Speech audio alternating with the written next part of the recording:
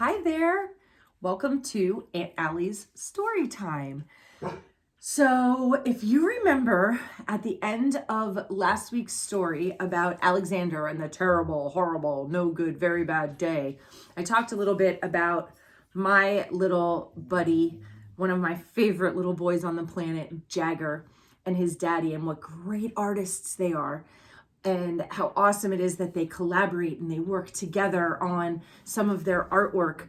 And so tonight I'm going to dedicate this story that I'm going to read to his daddy and him, because I know that Jagger and his daddy Bennett watch these videos together, and this story is going out to both of them, just simply because.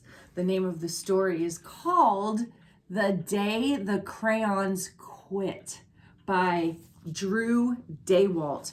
And on the back, normally I don't talk much about the covers in the back, but on the back is a picture of all the crayons, and it says, "The battle lines have been drawn." So let's read to find out what happens on the day the crayons quit. I can't even imagine what a dull world it would be.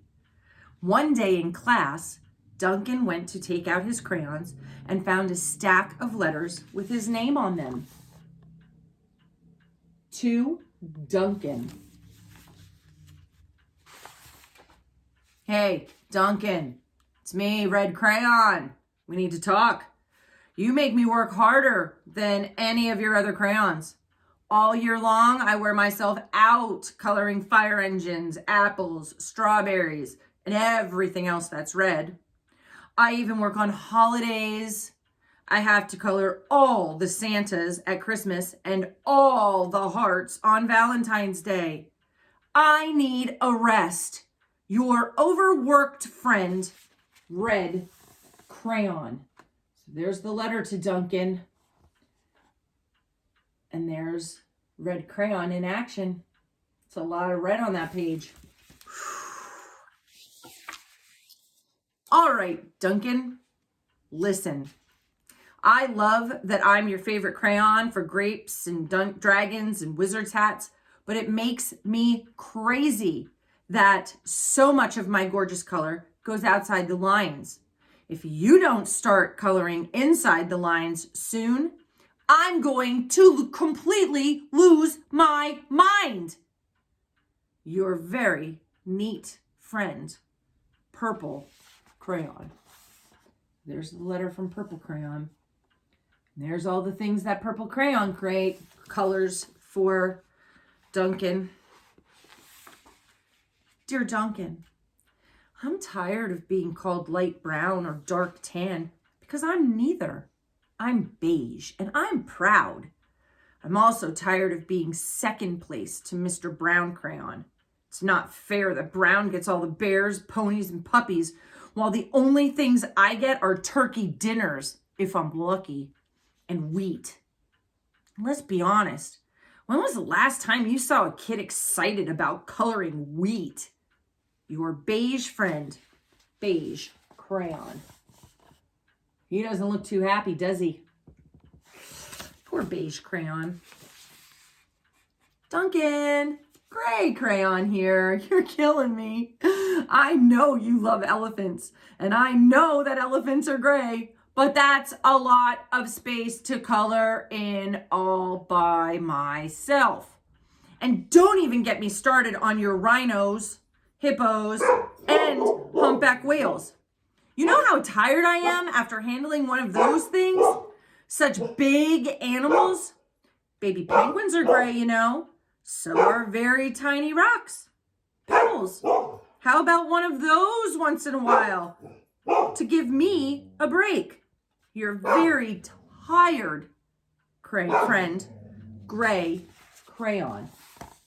Oh my, look at all that gray. Do you see the rhinos and the hippo and the elephant? Oh my. "Dear Duncan, you color with me, but why?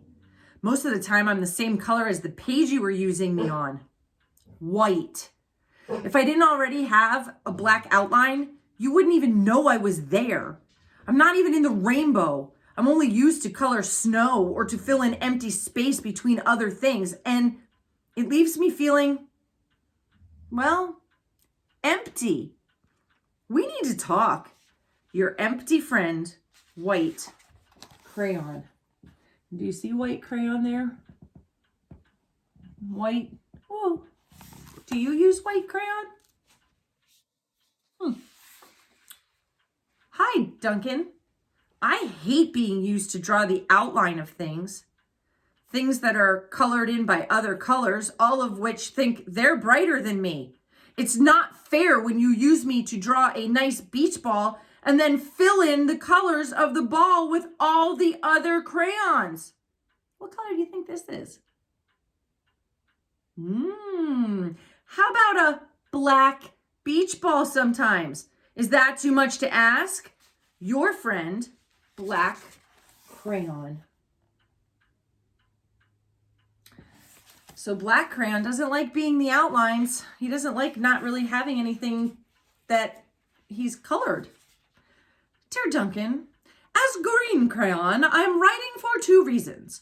One is to say that I like my workloads of crocodiles, trees, dinosaurs, and frogs. I have no problems and wish to congratulate you on a very successful coloring things green career so far. The second reason I write is for my friends, Yellow Crayon and Orange Crayon, who are no longer speaking to each other. Both crayons feel they should be the color of the sun. Please settle this soon because they're driving the rest of us crazy. Your happy friend, Green Crayon. And look, there is the sun colored by the yellow crayon and the orange crayon. So what color do you think it is? Is the sun yellow or is it orange? Dear Duncan, Yellow Crayon here. I need you to tell Orange Crayon that I am the color of the sun. I would tell him, but we are no longer speaking. And I can prove I'm the color of the sun too. Last Tuesday, you used me to color in the sun on your Happy Farm coloring book. In case you've forgotten, it's on page 7. You can't miss me. I'm shining down brilliantly on a field of yellow corn. Your pal and the true color of the sun, Yellow Crayon. So there's the story and there's the coloring page. And yeah, there's the yellow sun. I don't know. Dear Duncan, I see Yellow Crayon already talked to you, the big whiner. Anyway, could you please tell Mr. Tattletale that he is not the color of the sun? I would, but we're no longer speaking. We both know I'm clearly the color of the sun because on Thursday, you used me to color the sun on both the Monkey Island and the Meet the Zookeeper pages in your Day at the Zoo coloring book. Aren't you glad I'm here? Your pal and the real color of the sun, Orange Crayon. So, things are getting a little heated between Orange Crayon and Yellow Crayon. Dear Duncan, it has been great being your favorite color this past year, and the year before, and the year before that. I have really enjoyed all those oceans, lakes, rivers, raindrops, rain clouds, and clear skies. But the bad news is that I am so short and stubby, I can't even see over the railing in the crayon box anymore. I need a break. Your very stubby friend, Blue Crayon. Look at poor Blue Crayon. He's so tiny. He's so tiny. See, he wrote the letter. He's so tiny. Poor little Blue Crayon. I think blue might be Duncan's favorite color. Duncan. Okay, listen here, kid. You have not used me once in the past year. It's because you think I'm a girl's color, isn't it? Speaking of which, Please tell your little sister I said thank you for using me to color in her little princess coloring book. I think she did a fabulous job of staying inside the lines. Now, back to us. Could you please use me sometime to color the occasional pink dinosaur or monster or cowboy? Goodness knows they could use a splash of color. Your unused friend, Pink Crayon.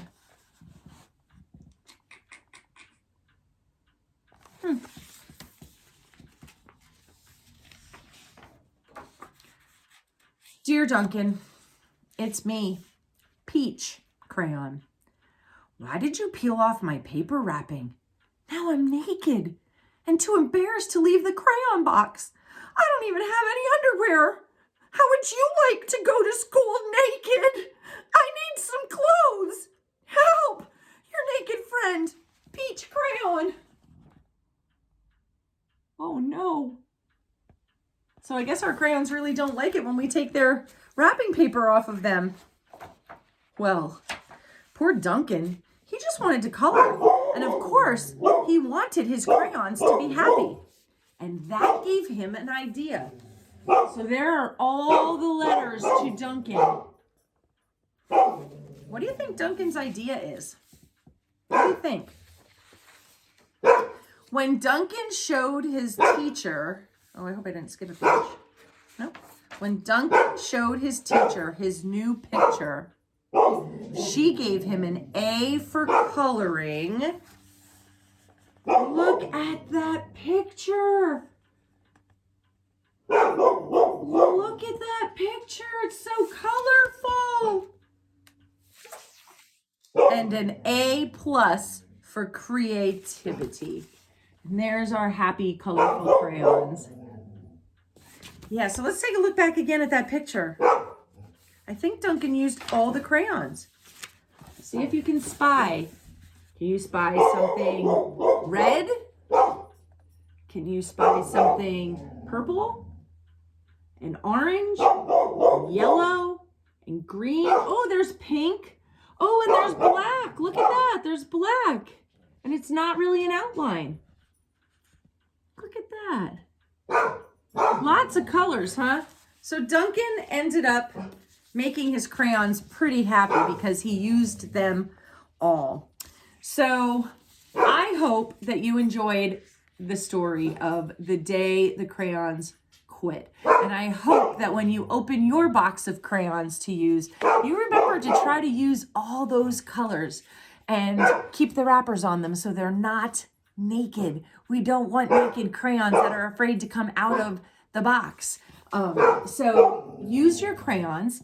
And I'm really sorry that Penny's been barking this whole time. She can be sometimes a barker and, you know, but she's a dog. So with that, I will say, sleep tight, peaceful slumbers, and I'll see you next week at Aunt Ellie's Storytime. Same channel, same place, maybe a different day of the week. We'll see. Good night.